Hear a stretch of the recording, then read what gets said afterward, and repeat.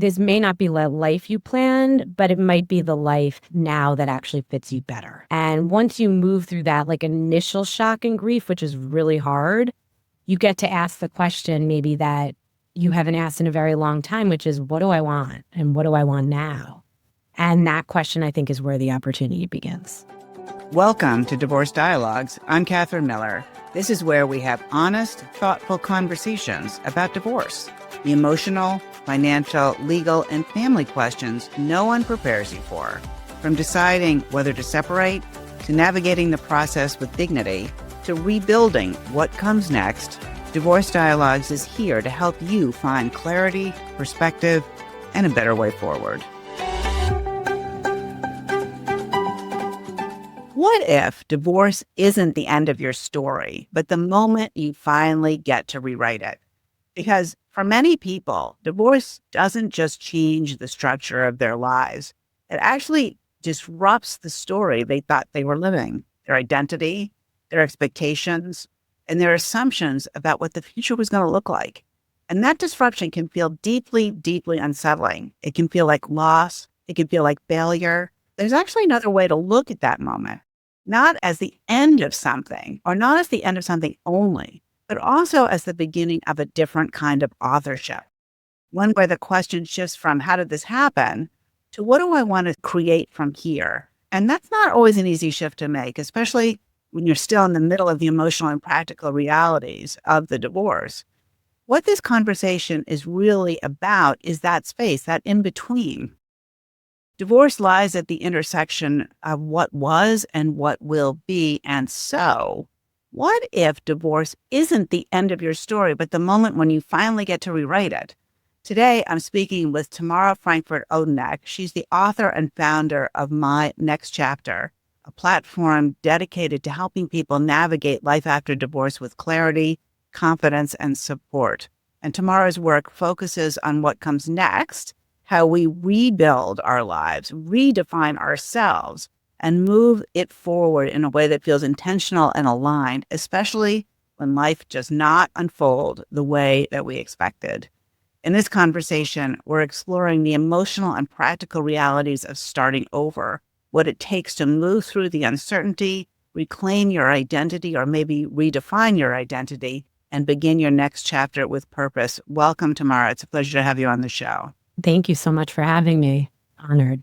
And I really like to say to people this thing that I said in the opening of the show is that the divorce lies at the intersection between what was and what will be, because I think that one thing that people don't necessarily realize about divorce, or really any crisis in their lives, is it really gives you a chance to redefine yourself and think about what your goals are and how they've changed from the time you last made those goals, which has often been many years in the case of divorce, and then plan the rest of your life in a way that is likely to be a lot more successful. So I'm wondering about what caused you to build My Next Chapter and around that question about what comes after divorce.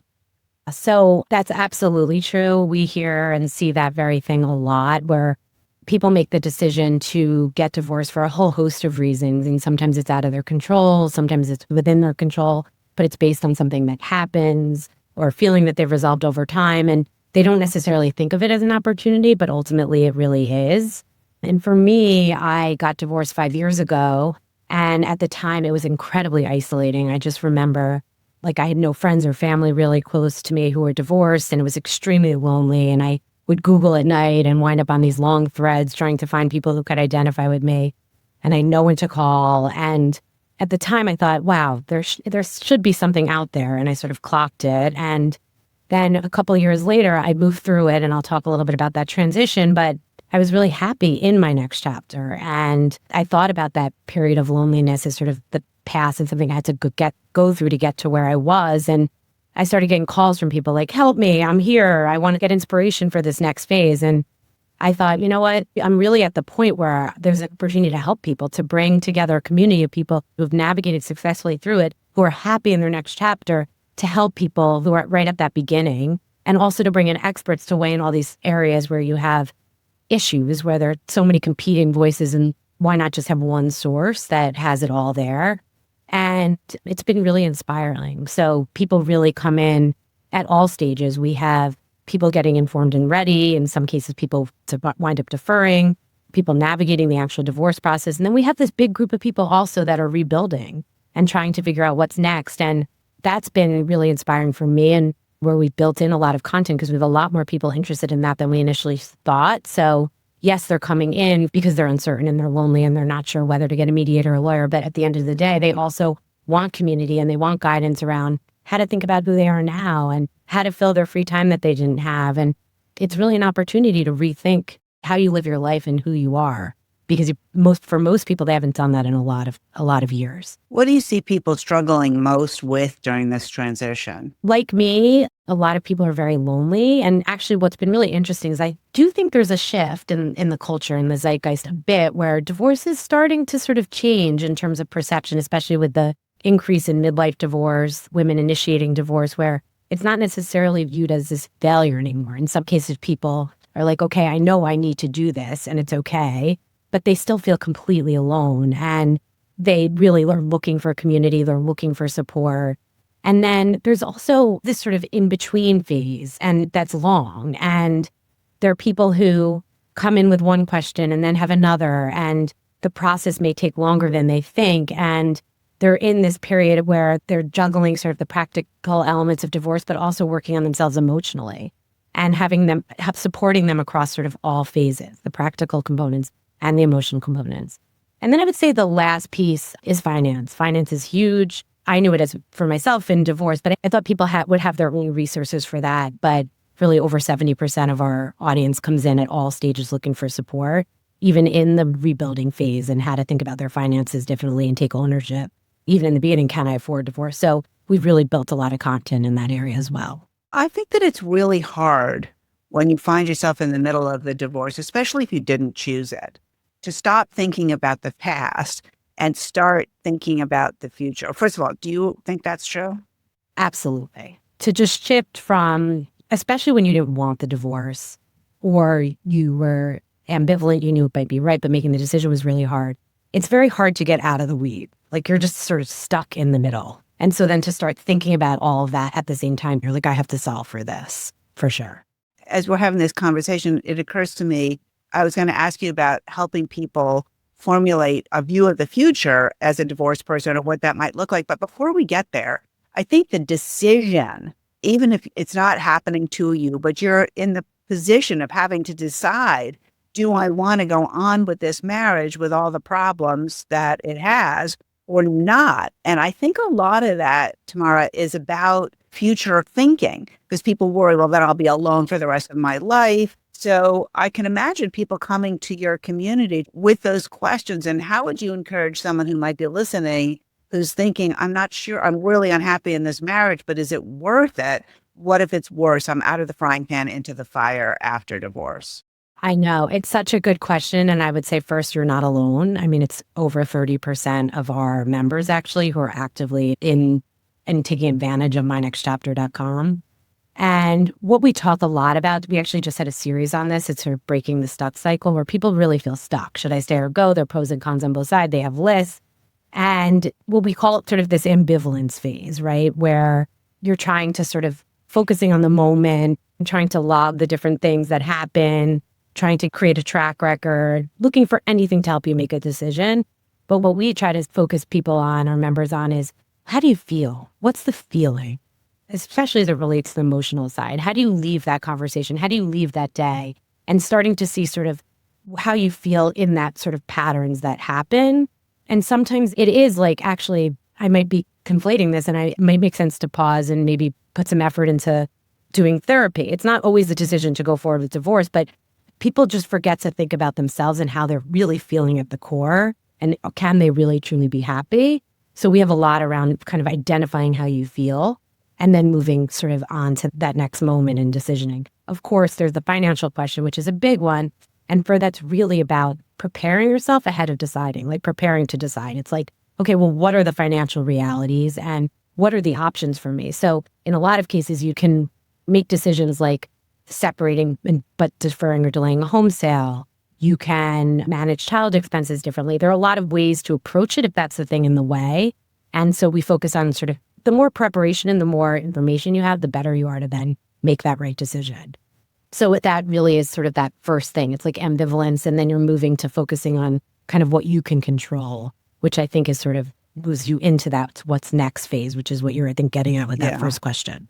You talked a little bit earlier about your own experience of loneliness, and I just want to give a little personal information to our listeners about my situation, because I divorced 28 years ago, so it's been a minute.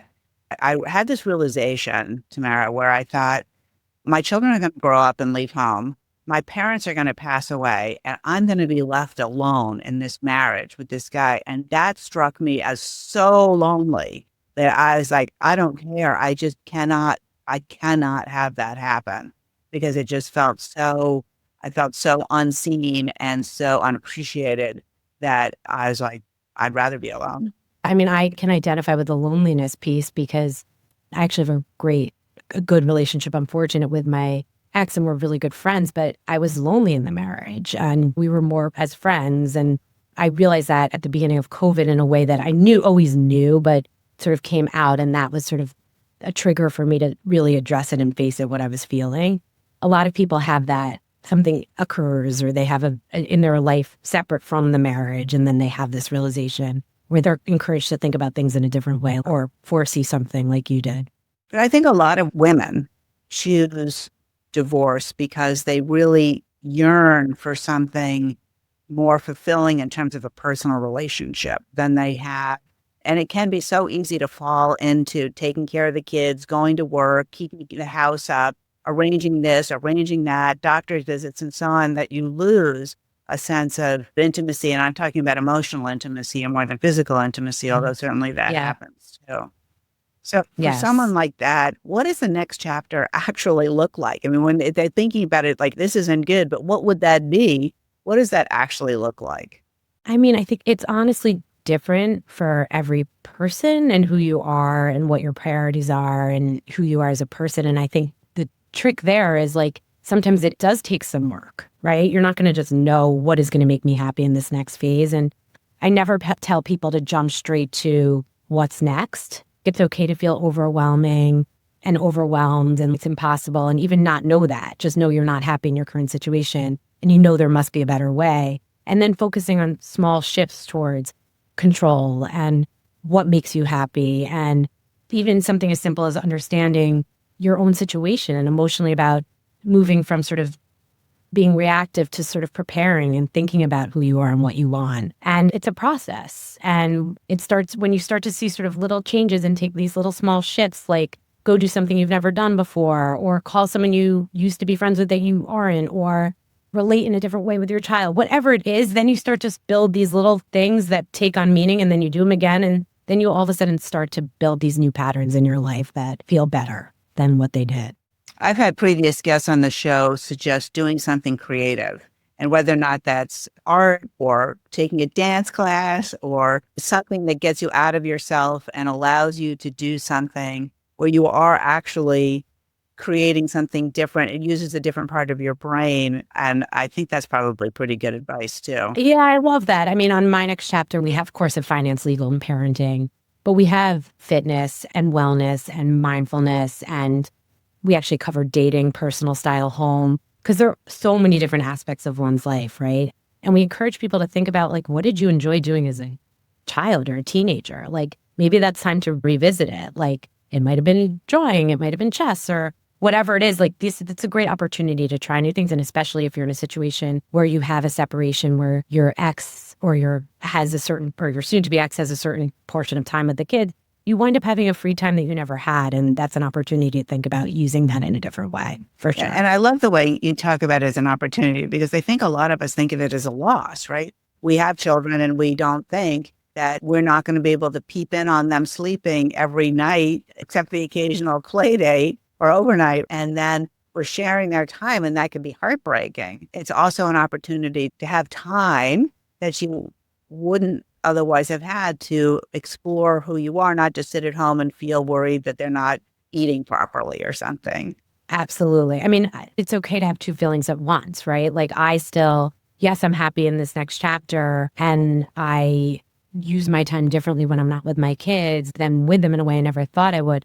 But I still feel lonely. I still miss them at points, and I still feel some guilt, and everything comes mixed. And it's okay to have that feeling and then also have that hard feeling and then also have that good feeling, and living with two feelings at once. I mean, that's a life lesson outside of divorce, but that's one thing we really help members focus on as well. Oh, so where do you see people getting stuck the most, either emotionally, practically, financially? What comes up? I mean, I would say it's sort of two places. It's like sort of living in this like limbo and fear. We've sort of coined it deferred divorce. They're emotionally ready, but financially or logistically stuck. And we actually have some practical solutions for that, where we map out things like where you're separated but living together and how to approach that. Or I mentioned earlier, there's a way to do things with the home, or you sort of set a timeline of when you're going to revisit, but make these changes in your life for the moment. There are a lot of people that are doing that and work through whether they can actually afford it and do the financial prep at that point. It's the preparedness also. They're stuck not necessarily because they're afraid of divorce, but they're afraid of being unprepared.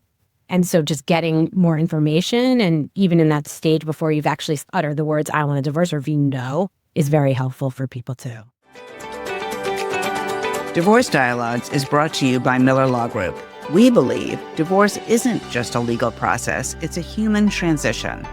At Miller Law Group, we help people navigate divorce with dignity, clarity, and respect, focusing on conversations that lead to better outcomes for families. Learn more at miller-law.com. Yeah. One of the things that I write about in my book, The Emotionally Savvy Divorce, is the importance of knowing yourself and really understanding where you're coming from.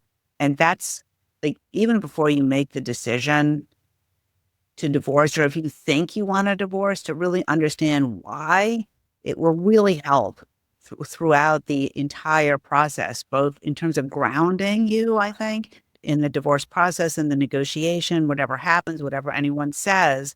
If you really understand where you're coming from, that really can be your North Star. And when it comes to getting to what you want, if it's focused on what your values really are, that can really lay the groundwork for a successful future. What do you think about that? I mean, I agree completely. I think that's true for a lot of big decisions in life. And especially with this one, obviously, it's the biggest. A lot of people that are even contemplating it, there's something going on that's making them feel ambivalent. And for most people, they really know deep down that they're not happy and that they want to make a change. And there are things like the kids at their ages, there's finances, there's more complex family situations, there's not wanting to hurt the other person. Or, you know, in some cases, it's like they don't want to be alone, and their spouse is doing something and they're sort of avoiding recognizing the pattern they think they're going to ultimately change. I mean, there are a lot of situations, but I think the more that people are honest with themselves about how they're feeling and accept who they are and what they want in that moment, the better than they are to isolate the things that are actually getting in the way of them going forward, and then working to solve those. And that's understanding the facts and being prepared and all of that stuff as well. But I agree completely. Yeah. So whether or not they chose a divorce or didn't choose the divorce, they're still healing from the breakup. And at the same time, we're talking about creating a new life, building towards a new future. And so what do you see as being the difference between those two and how they work together to help people really get through this transition as successfully as possible?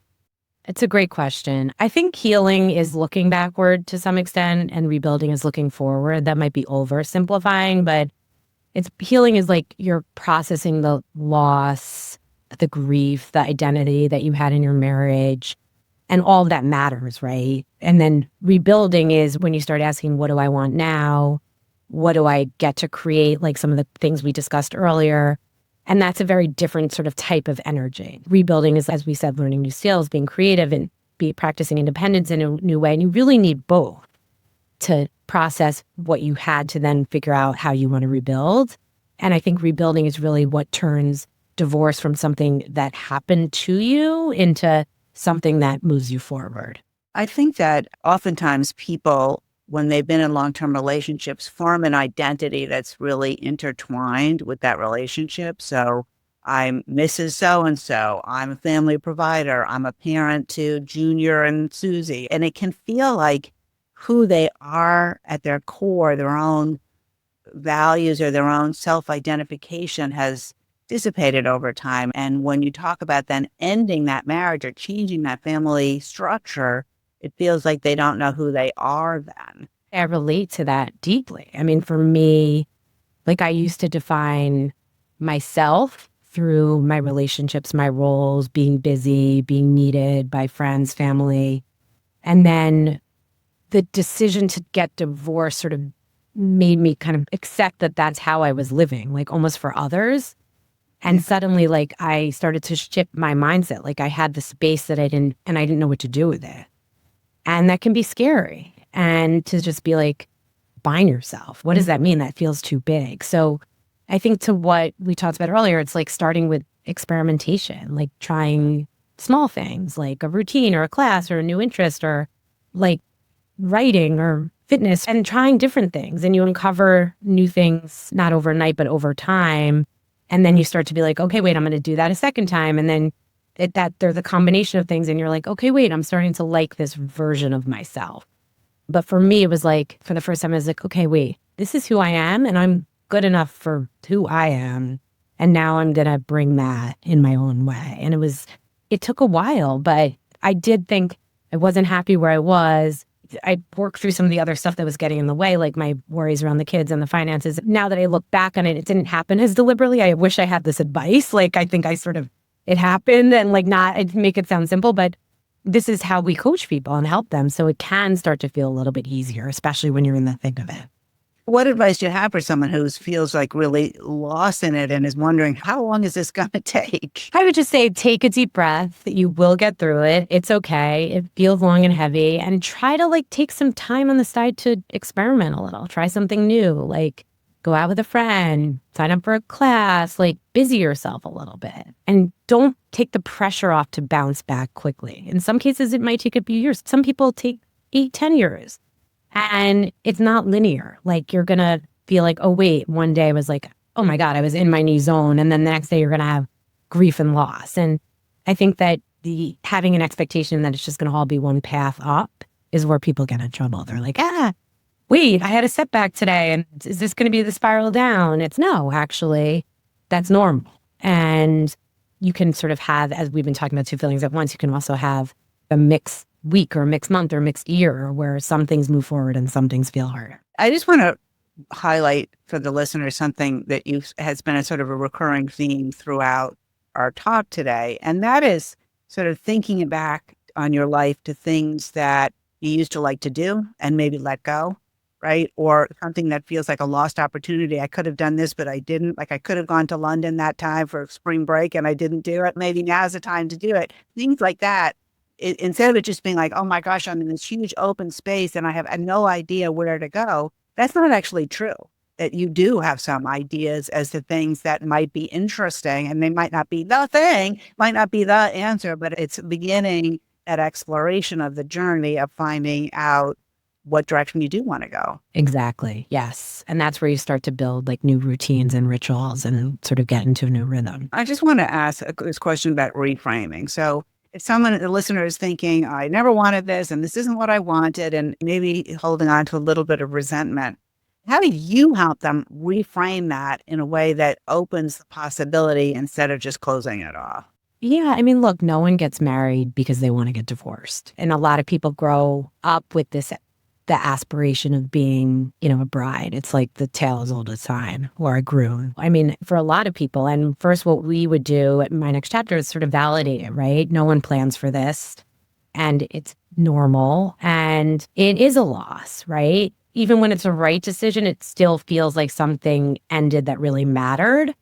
But I think the reframe is like, this may not be the life you planned, but it might be the life now that actually fits you better. And once you move through that like initial shock and grief, which is really hard, you get to ask the question maybe that you haven't asked in a very long time, which is, what do I want? And what do I want now? And that question, I think, is where the opportunity begins. I think that's a really good question. So in your work, since you've been doing this for the last 5 years, I guess, what have you seen people gain on the other side of divorce that they couldn't have accessed before and maybe is a surprise. It won't be surprising with sort of the theme of my comments, which are all true, and the inspiration of what I'm doing, which is that the biggest one I think is that agency, right?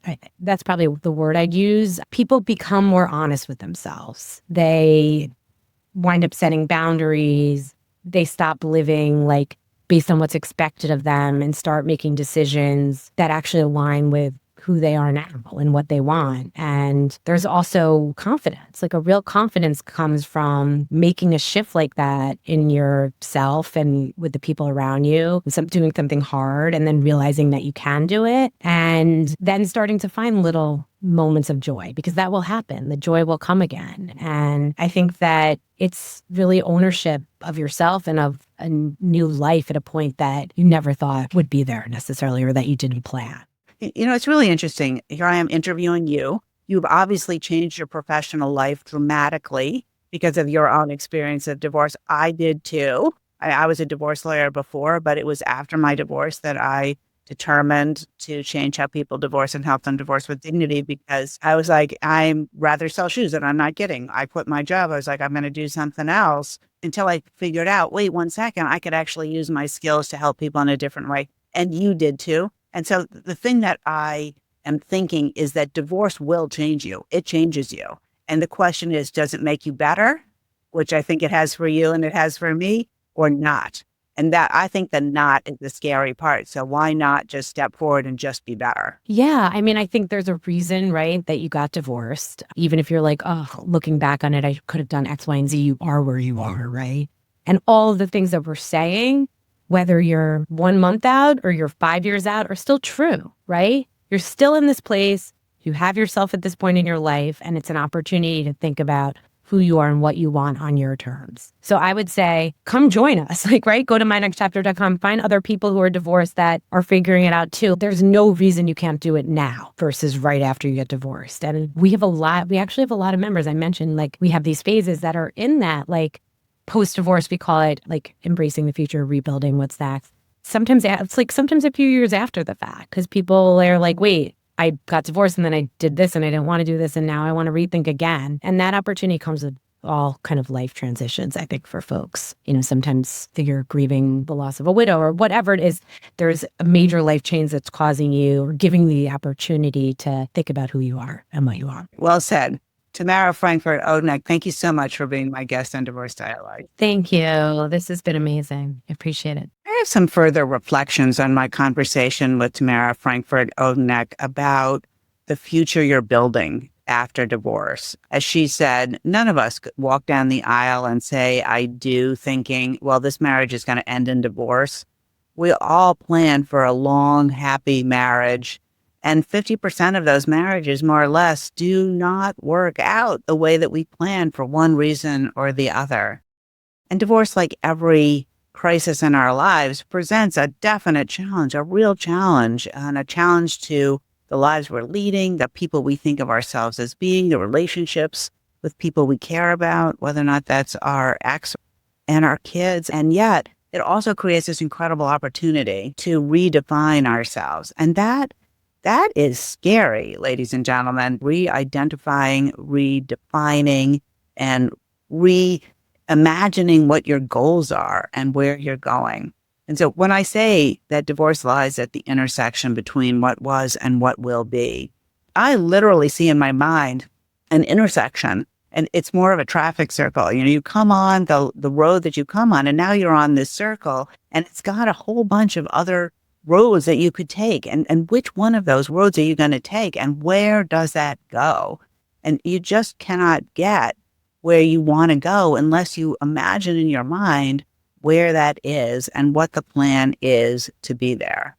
Another thing that can be really problematic, and I've interviewed a lot of guests on Divorce Dialogues who talk about sort of people remarrying essentially and recreating the same relationship. And the statistics on divorce for second and third marriages are actually way worse than the statistics for first marriages. And I think it's because, for one thing, we give ourselves permission to divorce. And for another thing, we have recreated the same dynamic and we recognize it faster than we did the first time. So If you don't want to just recreate the dynamic that happened in a marriage that did not work out long-term permanently, then what do you need to do? Well, one thing you need to do is really look at yourself. Now, I'm not saying that the divorce is your fault. The divorce is something that happens because of the dynamic between the couple. And the one thing that you can change, even though oftentimes we really do want to change the other person, the one person we really can change is ourselves. And so thinking really about who we are, who we want to be, what our core values are, what is the life we want to lead, and how will that life reflect the identity that we are creating for ourselves? That is a really very valuable inquiry, question, and process of figuring out. If this conversation was helpful, share it with someone who might need it. And if you're navigating divorce yourself, you'll find more resources and episodes at miller-law.com. Make sure to subscribe wherever you get your podcasts.